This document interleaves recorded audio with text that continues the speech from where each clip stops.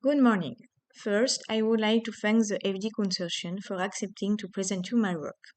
I am a rheumatologist in the French Reference Center for Fibrous Dysplasia.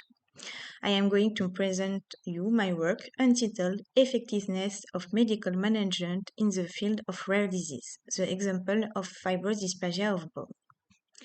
The medical management of rare disease is complex, involving misdiagnosis and or frequent diagnostic delays. In the two past decades, international and national health strategies and organizations have emerged to face the challenge of rare disease. This has led to the establishment of rare disease health networks and reference centers, which act to enhance the care provided to patients with rare disease. However, the impact of health policies and reference centers has not been assessed. The French Reference Center for FD was certified in 2006.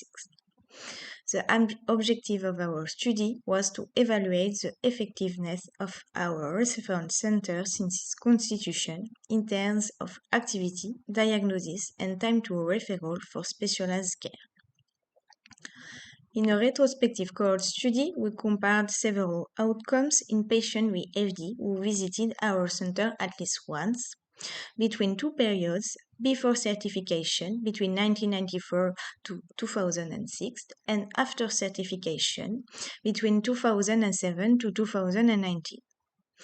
We evaluate some outcomes between the two periods, including the first-time patient activity, the time to diagnosis, the diagnostic delay, which was defined as a time to diagnosis greater than or equal to 6 months, and the time to access to the center, which was defined by the time elapsed between diagnosing and the first visit to the reference center. Let's talk about the results now. Concerning the first patient activity outcome, our study included 527 patients with AD. The activity of the center increased from 139 patients in the before period to an additional 388 patients in the after period. Regarding the diagnosis, we observed that the diagnosis of AD was made prior to referral in over 80% of patients. There was a non-significant trend toward decreasing in the number of patients with delayed diagnosis, 44% in the before period versus 33% in the after period.